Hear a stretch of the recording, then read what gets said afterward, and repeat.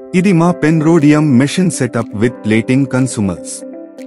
ఆభరణాల రూపకల్పనలో ప్రాథమిక రంగాలలో రోడియం లేపనాన్ని ఉపయోగించడం ద్వారా ప్రొసెట్ జ్యువెలరీని తయారు చేయడానికి రోడియం ఉపయోగించబడుతుంది.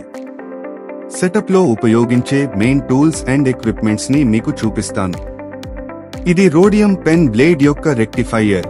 ఇది యానోడ్ తో అనుసంధానించబడి ఉంది.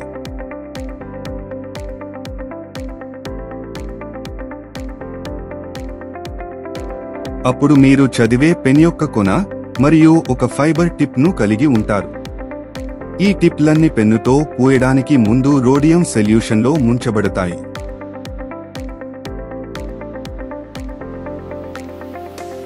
ప్రాసెసింగ్ లో అల్ట్రా ఫంక్షన్ జరుగుతుంది. దాని తర్వాత డిగ్రేడేషన్ ప్రక్రియ ఉంటుంది. ఈ డిగ్రేడేషన్ తర్వాత మాత్రమే రోడియం లేపనం చేస్తారు.